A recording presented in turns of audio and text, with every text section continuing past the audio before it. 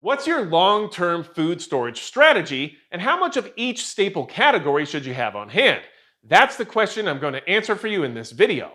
I'm going to share with you the percentages that I shoot for in 5 major survival food categories in order to keep my inventory efficient and organized. And we're going to do this in a pyramid format to make it a little bit easier to follow along with. So let's get started with the bottom of the pyramid and what the majority of my inventory is.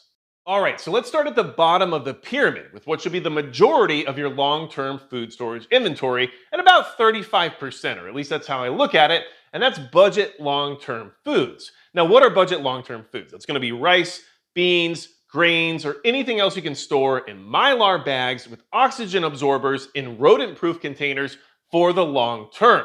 And I'll link a video up here on the screen so that way you can go check out how I actually store rice and beans using that exact method, because it's affordable, accessible, and it does a very good job of making these foods last up to 25 years. So why is it good? Because 25 years stored is a very long time for food to last and still provide nutritional value all the way up until that point.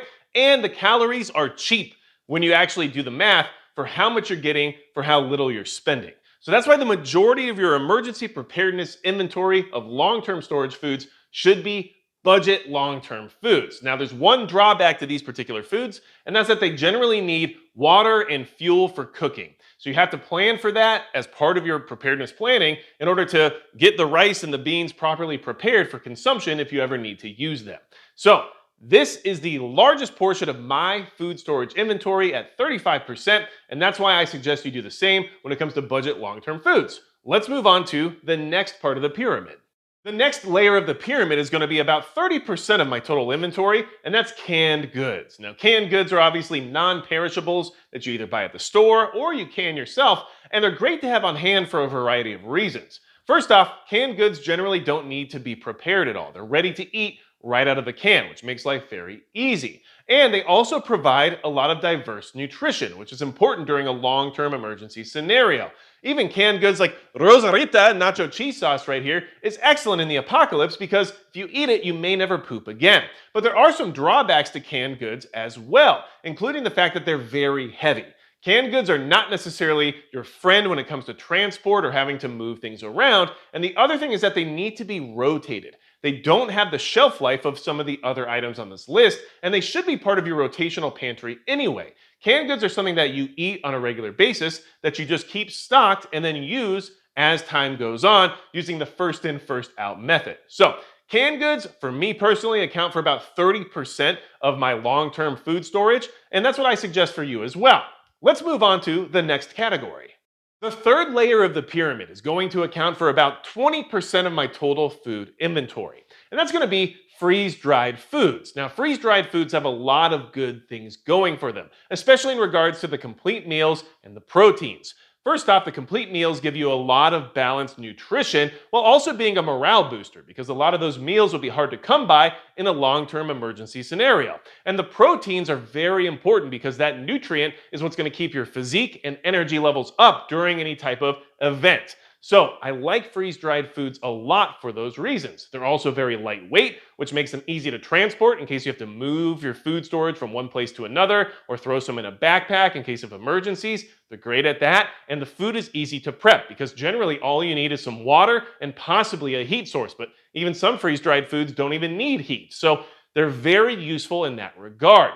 Now, if freeze-dried foods are so good, why are they only 20% of my inventory? Well, they have one major drawback. And that drawback is that they're expensive. They cost a lot because the process of freeze-drying foods costs a lot.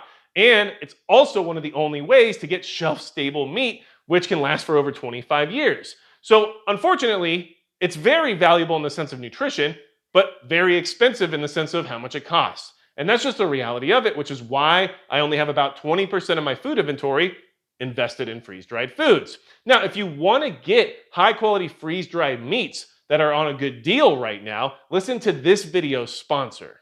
This video sponsor is Nutristore. And right now, for their deal of the month, they have their premium meat variety bundle on sale for 30% off until the end of May, with no codes required and free shipping.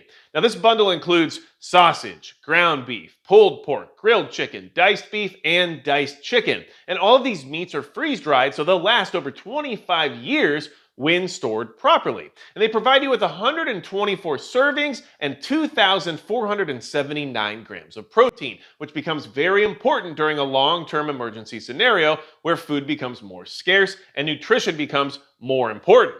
Now, another good thing about the Nutri-Store meats you see right here is that they're very easy to prep. In fact, a diced chicken just requires that you add half a cup of water to 1 cup of diced chicken, cover it and let it stand for 20 minutes, and voila, you've got chicken to add to any other recipe you want to use it for at that point in time. So make sure you check out Nutri-Store. There will be links in the description as well as in the pinned comment, and check out the premium meat variety bundle deal they have going on until the end of May, because it is a great deal and a great way to have protein on hand, stored away in case of any emergency scenario.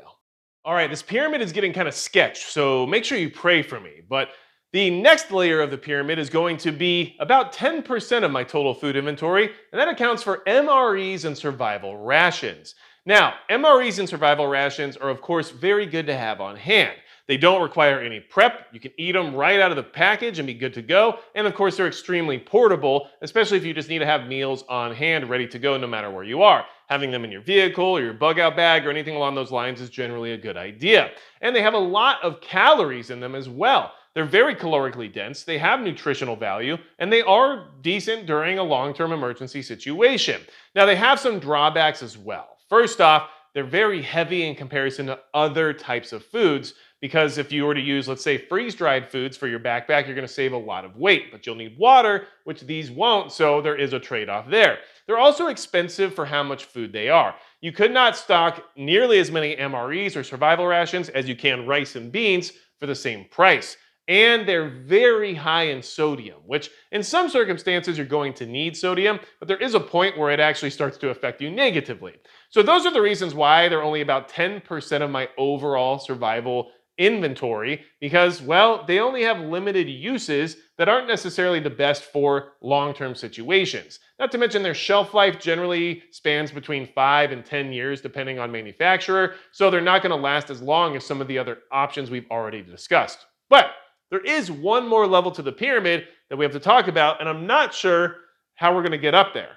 So that did not exactly stack the way that I thought it would, and now I'm a little bit concerned for my safety. But regardless, we are at the tippy top of the pyramid at this point in time, with the remaining 5% of my food storage being dedicated to ingredients. Now, ingredients include things like sugar, salt, seasonings, honey, anything along those lines that supplement your food and increase its flavor and nutritional quality throughout an emergency situation. And ingredients are great because most of the time they have a very long shelf life and they're very versatile. For example, honey can be used to improve the flavor of your food while also being used as an antibacterial agent. You can also use sugar and salt to preserve other foods. So they have uses, but they only make up 5% of my inventory because you need food for them to be useful. And if you have more ingredients than you have food, well, you're doing it wrong, and those ingredients aren't going to be very useful now, are they? So you don't need a lot of them in the sense of quantity versus the amount of food you have on hand, but you should have ingredients for health reasons and for the purpose of enjoying the food longer into an emergency than you would otherwise. So that puts us at 100% of my total long-term food storage inventory, and that's my method that I try to stick to when it comes to what I need to stock up on and what I need to invest in. Let me know what your inventory looks like down in the comments below. What are your percentages looking like? Or are there places where you maybe invest more due to specific reasons that are related to your circumstances? And anything else you need from me at all, you can go to magicprepper.com. And besides that, that's going to be it for Magic Prepper.